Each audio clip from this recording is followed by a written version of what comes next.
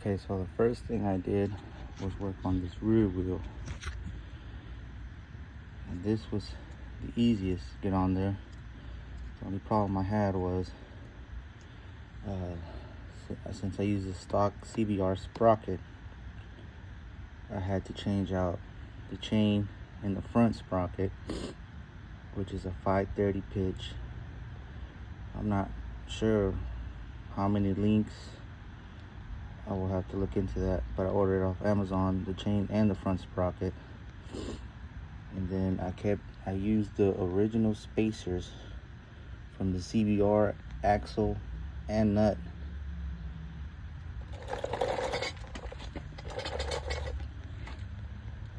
I'm barely clearing it from the swing arm, barely. Also, I grinded out the stock tensioners from the Hawk. Well, in my case, mine's a Raven. Grinded. It's better to grind up top, so when the axle sits on the bottom, it won't be uneven if you grind it from the bottom. That's what I did. Stock CBR axle, rear axle, stock CBR spacers, and then on this side,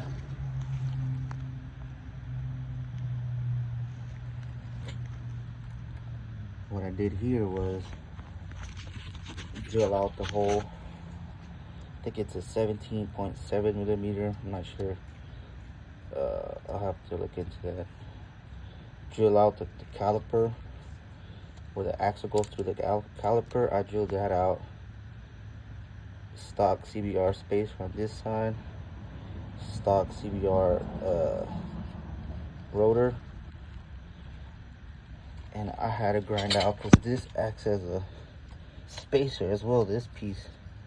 So I had to grind that down.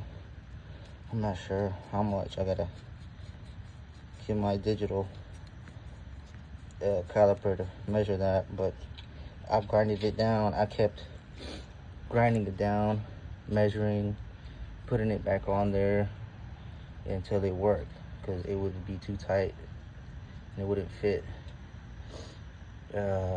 What else did I do to the rear wheel? That's it for the rear wheel. The tensioners, the same bit that I used for this caliper. I drilled the tensioners bigger, but just take in mind that these Chinese bikes are really made like shit. Because matter of fact, you can see it right there where I grinded it down. The caliper piece, the axis spacer, this black part, not this part, this black part. In there you can see where I grinded it down some. But the tensioners, the hole, it's not straight. Instead of being like this, it was cocked a little bit to one side. So just keep that in mind whenever you're drilling through it to make it fit. But these are stock tensioners. Yeah, and it works with the stock brakes. Mine's a Raven, BSR Raven. It's like the Hawk 250. Okay, so that's for the rear. I got these off Amazon. These are light up side markers / turn signals. Whenever your turn signals activate, they flash. These are red and the front ones are amber. Got these off Amazon too. But yeah, also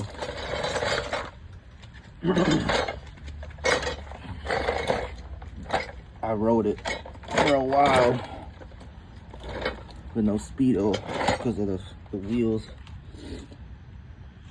But this piece I rode for a while without it for a while as well, because this chain is way bigger than stock, than the Hawk stock. And the sprocket, even though I think it's a 14 tooth or a 15 tooth, way bigger than the stock 17 tooth I had for the Hawk, because I guess of the pitch. But after a while, I figured, well, maybe if I just cut it on the inside, see if it'll fit, and that's exactly what I did, and it fits. But the sprocket that I got for the front, if you guys are going to do this, I would suggest you get 1 tooth smaller, because it barely clears. I run it like that because I don't care, but for your guys' safety, I would get 1 tooth smaller, just to have that peace of mind that it won't rub on your stator cover, which holds oil. You don't want to get a hole in that. I'll show you guys right real quick. I'll take the wheels off in a bit, measure the axles. The one that I got off of Amazon. Well, really, I didn't get it off Amazon. I got it from where I bought this bike here where I live at. They have a dealer, a bunch of China bikes, a bunch of parts. But look how much of a clearance right there. That's pushing it. And this is a 520 15 tooth. 520 15 tooth. So I would get up.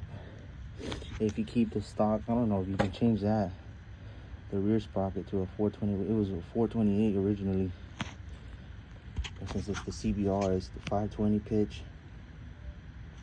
I don't know if you can change that. I kept the stock just not to mess with it, and changed out the chain in the front sprocket. But 520 15 tooth. So if I were you guys, or whoever wants to do this, 520 14 tooth, because look at that. That's pushing it. Yeah, and then the front is where it gets tricky. That is where I had a real hard time, because I thought I could weld this piece. I cut this piece, not this piece. This piece is up here. I cut those to weld up here. You can see right there. But come to find out, this is aluminum, and I don't know how to weld aluminum. So, and then at first, since I wanted to keep the wheel rotation going the same way, if you notice how this wheel is set up, the spokes going that way, and then the rear spokes are going that way. So I wanted to keep it the same as stock, and I tried to flip it, but this would have to be on the other side. And I tried it. I tried switching this to that side. It wasn't working. I couldn't get it to work. So what I did was just put it back how it was. And there's another guy too that he did it with this Kawasaki wheels, and he did it the same as me. He flipped the wheel and he kept it like that. Forgot what his name was, Moto Cheese or some shit like that, right? Okay, so what I did was got this from that where I bought the bike. They have parts readily available. The spacers are from the CBR stock, but I had to grind these down to make it fit. First, I centered the wheel, make sure it would be centered, and I kept grinding them down. Same as the other side.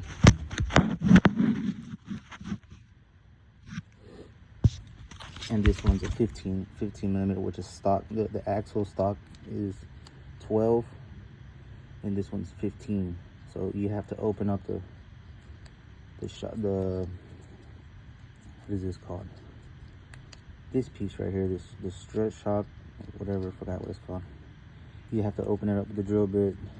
I didn't use metric, I used standard.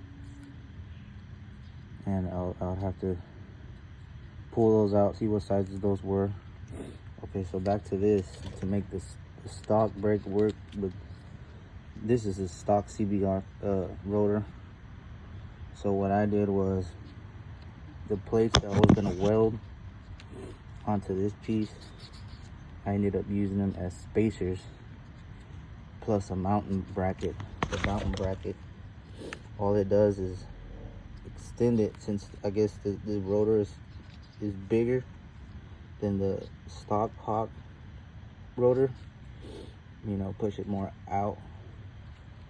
And I use this plate to bring it out, and then these two plates to push it in, because it would stick out too much. And you know, you need a couple tools for that. I did all this at work. I work at a piping company. We have a lot of tools and stuff there that you can use. So I did this. I had took this whole piece off and took it to work, because at first I was trying to weld it and that failed.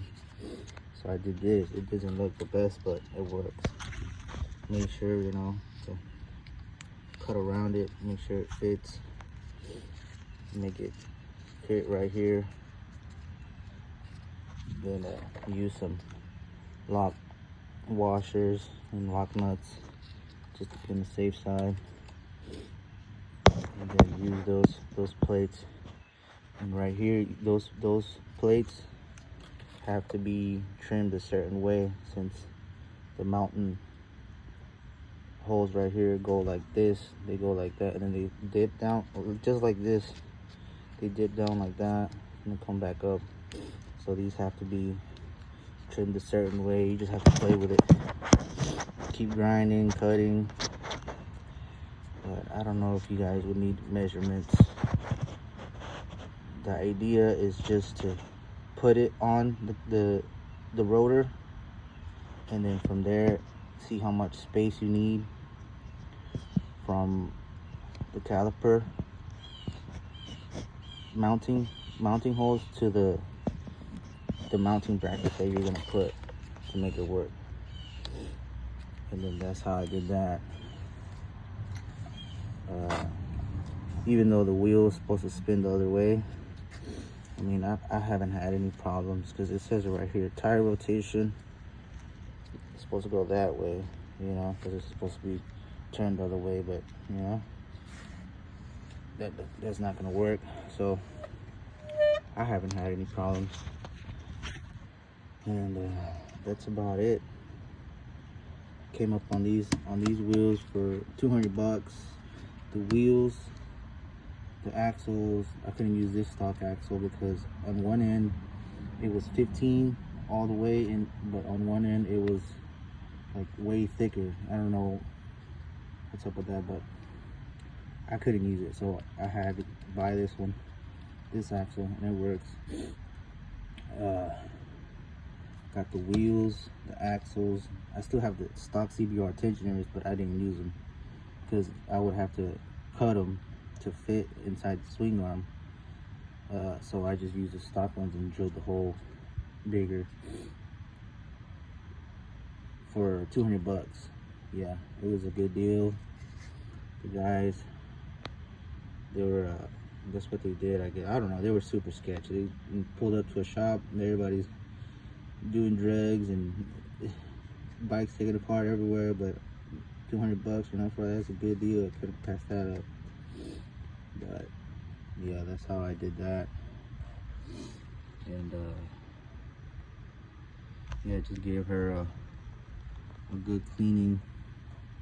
I'm gonna try it. If I can't get it on video, I'll probably just put it in the description, the axle length and all that stuff.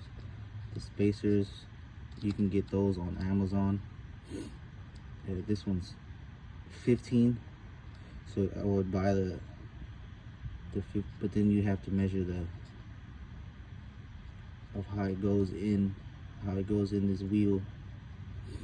It can't be too thick because it has the seal right here, but it's 15 inside the diameter.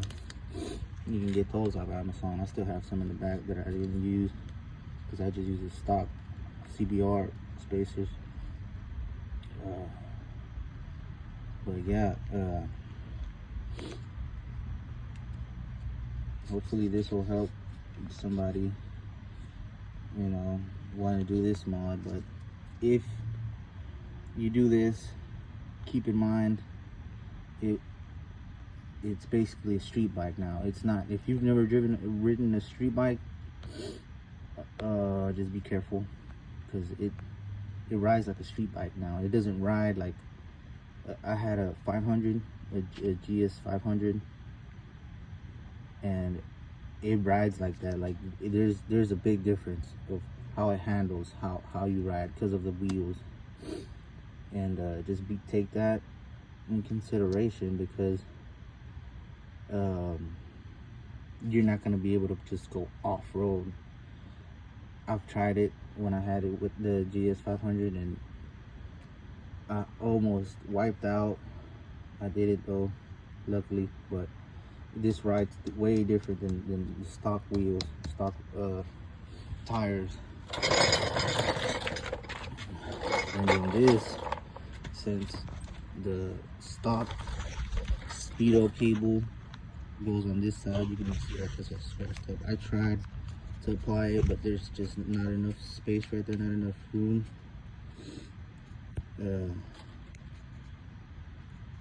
So what I had to do is get another speedo with the magnets right here.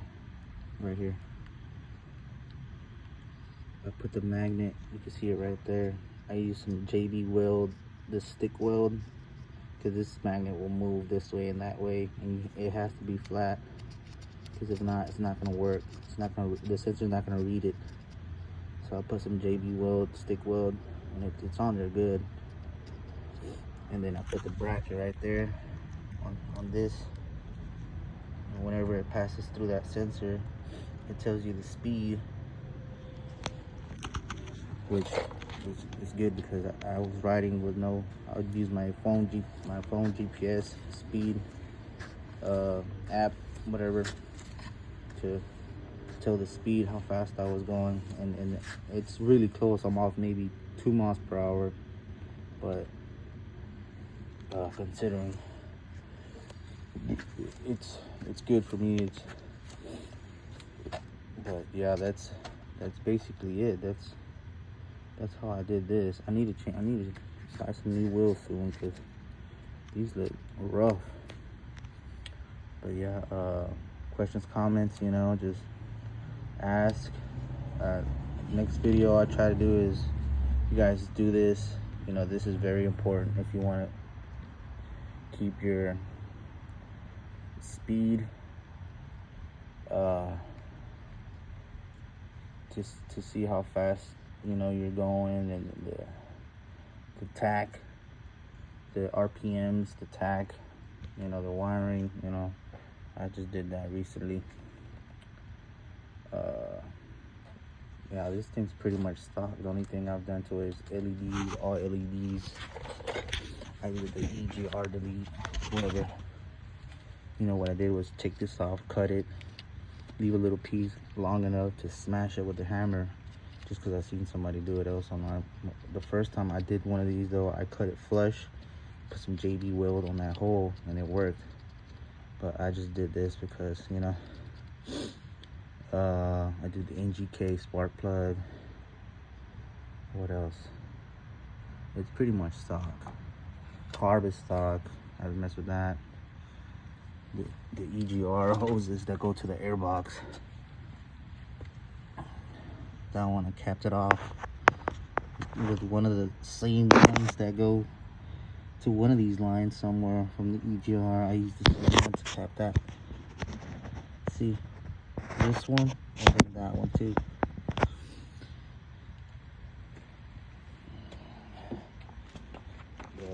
The rear license plate mount bracket broke off, so I ordered this one on Amazon.